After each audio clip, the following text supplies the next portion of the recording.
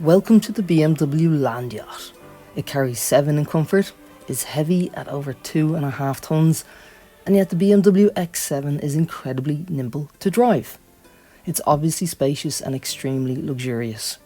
People may complain about the size and safety, so it also has a long list of useful safety systems including cyclist detection, door impact sensors, rear and front sensors and cameras to help detect any moving object around the car.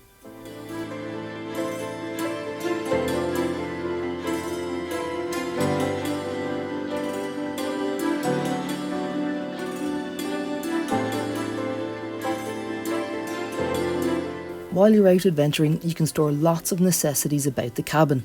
There are large door bins, big centre cubby and cup holders dotted throughout the cabin for all 7 occupants, some of which can keep your drink heated or cooled. The boot is perfect for small bags with all the seats in place, and if you need to lower them, you don't have to go hunting around each bench for the seat pull. You simply pull the indicated seat button in the boot and each row will, at its leisure, raise or lower for increased boot space.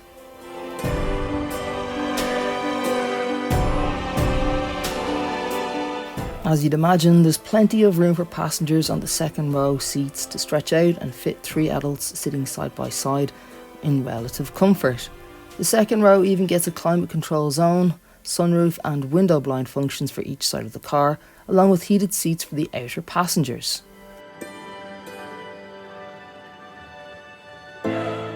The seats can be moved forwards and backwards electrically in a 60-40 split, or folded in a 40-20-40 split. With all seats up, you get around 326 litres of space, increasing to 750 litres for the third row, and fold down the middle bench, you get a whopping 2,120 litres of boot space. The boot gets a split folding tailgate layout with flip out lower section, and this easily takes the weight of someone sitting on it. There's space for a couple of suitcases even when the third row seats are in use, and if for whatever reason you're carrying something that doesn't fit in all of this space, you can tow up to 2,200 kilograms for a braked trailer or 750 kilograms unbraked.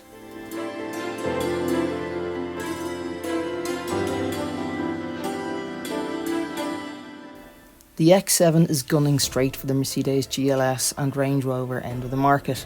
An opulent interior confirms the buyer's money has been well spent. It's all kitted out in the right places with plush feeling materials, some of which now come with a vegan option. There's a new dashboard and user interface.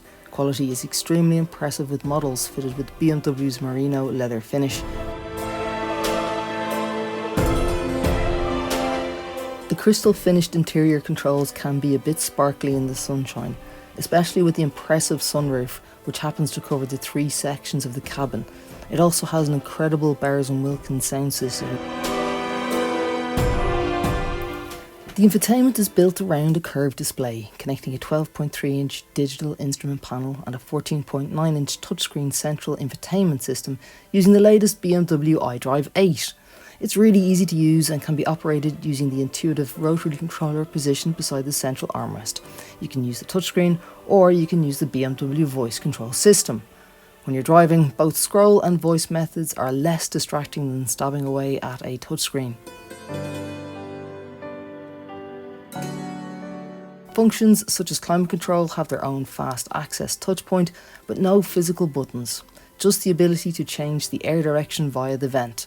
So it's disappointing that the best methods to adjust the interior temperature are either by using the touchscreen or voice commands. When you do use the screen, there are a multitude of options and features available. It's usually easier just to ask voice control to adjust the temperature and fan speed.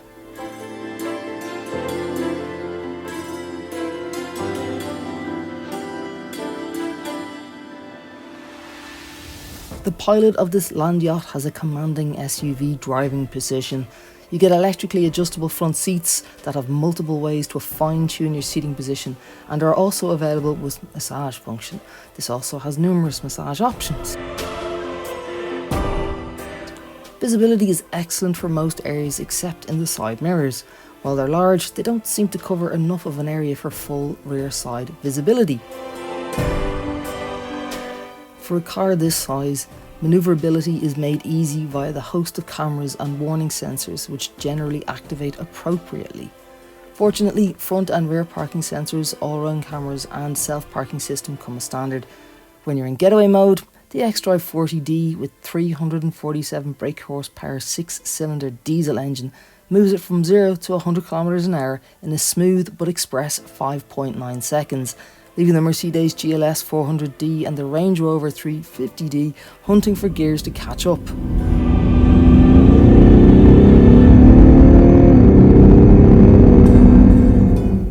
The engine is so silky and rumbly, it would leave you wondering if it were in fact a diesel, until you glance at the 1100 km range in the tank, making it perfect for any long haul journey.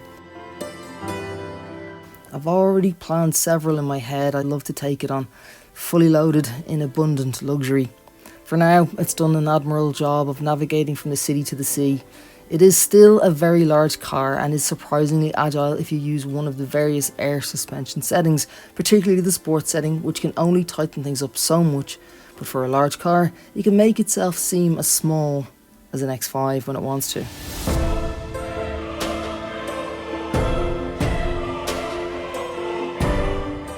We didn't find the opportunity to test its off-road capabilities, and yet it has them. The X7 is able to tackle rougher terrain than most people will ever want it to.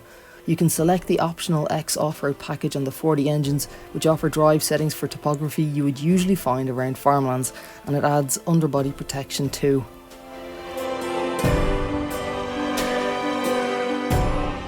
If you plan on driving dignitaries around, you can spec captain's chairs for the middle bench. Otherwise, it's a spacious 232 layout. The X7 is a blend of luxury, versatility and space, for which you pay handsomely and will gain the much needed patience for hunting out large parking spaces into which it will fit.